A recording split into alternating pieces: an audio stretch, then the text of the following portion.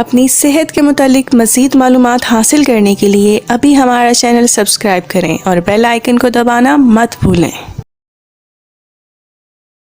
अस्सलामुअलैकुम। Health awareness series में आज हम बात करेंगे गोनोरिया के बारे में, यानी कि सोजाक के बारे में, कि होता किस वजह से, इसकी अलामात क्या है और इसका इलाज क्या है, और ख़ास तौर पर जिन केसेस के अंदर यानी कि एंटीबायोटिक रेजिस्टेंस बन जाते हैं, जो केस ठीक नहीं होते, तो वो किस तरीके से हम ठीक कर सकते हैं, हमारे पास क्या ऑप्शन बचती है। सबसे पहले बात करते हैं कि गोनोरिया जो है ये है क्या। तो अगर हम देखें, गोनोरिया जो है, ये जो सोजाक है, ये एक सेक्सुअल ट्रांसमिटेड डिजीज़ है, यानी थ्रू सेक्स जो है, सेक्स के ज़रिए, जिनसी ताल्लुकात के ज़रिए एक इंसान से दूसरे इंसान को ये हो सकता है। यानी कि अगर एक बंदा, चाहे वो मेल है या फीमेल है, वो इस बीमारी का शिकार है, तो वो दूसरे को ये कंडीशन जो है पैदा कर सकता है, दूसरे इंसान को ये बीमारी जो है वो दे सकता है। और इसमें जो जरासीम होता है, यानी कि गोनोकोकस नाइजीरिया या नेज़ीरिया गोनोरिया नाम का जो जरासीम है, इस बीमारी का सबब बनता है। और ख़ास तौर पर यानी कि मुंह के ज़रिए या मक्खत के ज़रिए या फिर पेशाब की नाली के ज़रिए या औरतों में विजाइना के ज़रिए ये जो जरासीम है ये दाखिल हो जाता है। अब इसका जो पहला स्टेज है, यानी कि इस बीमारी के शुरू होने का, तो वो तो जल्दी ठीक भी हो जाते हैं, और अगर इसका इलाज ठीक तरीके से नहीं किया जाता तो बाद में तो इसकी बहुत सारी कॉम्प्लिकेशंस हैं। लेकिन अगर हम इसकी अलामात के बारे में बात करें जो कि इनिशियली होती हैं, तो उसमें अगर हम देखें, हमारे पास सबसे पहले अगर मर्दों की बात करें तो उसमें पेशाब की जो नाली है, इसमें से सफ़ेद या जर्द या सब्ज़ रंग का मवाद जो है, पीप यानी कि पस जो है, वो आना शुरू हो जाती है। और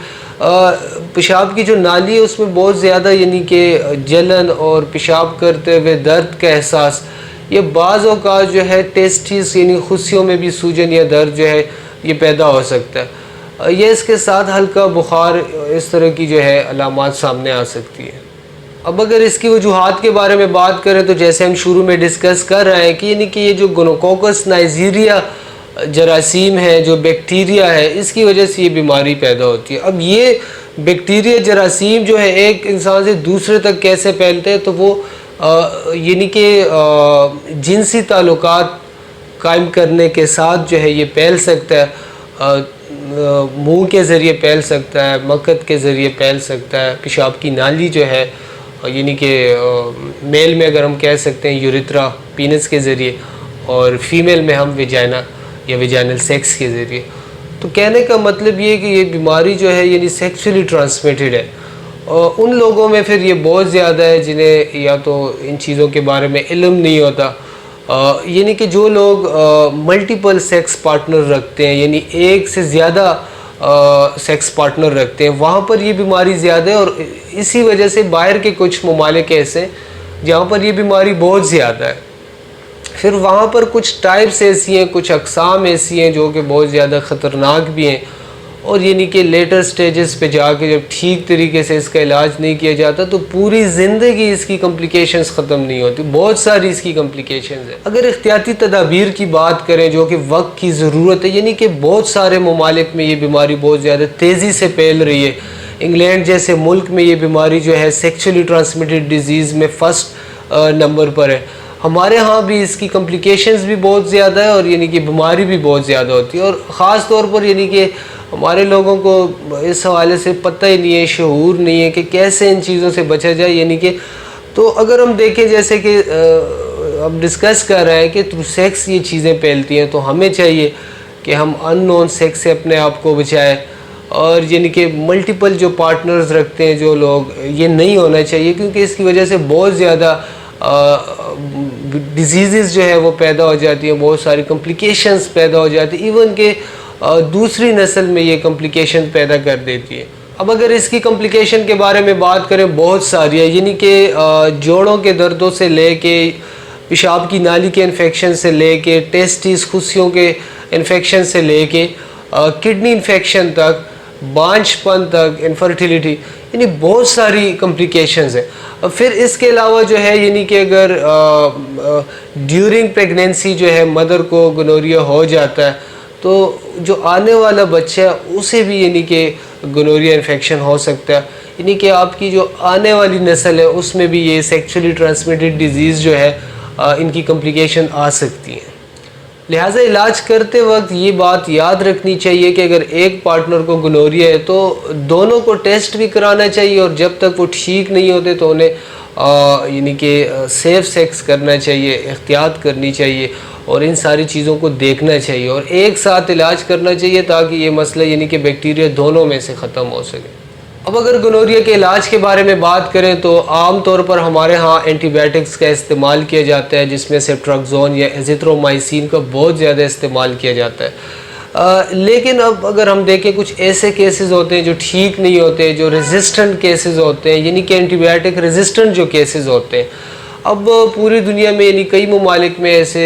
केसेस है, ऐसे गोनोरिया के अक़साम है जो कि एंटीबायोटिक से ठीक नहीं हो रहे हैं, वो रेजिस्टेंट हो चुके हैं, एंटीबायोटिक जो है वो काम ही नहीं कर रहे हैं उन पे।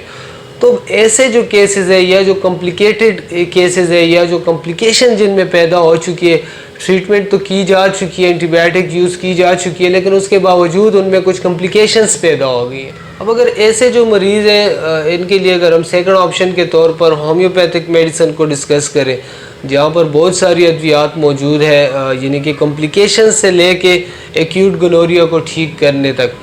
तो अगर हम देखें जो कॉम्प्लिकेटेड गोनोरिया है जो कि गलत तरीके से ठीक किया गया, यानी गोनोरिया सप्रेस कर दिया गया,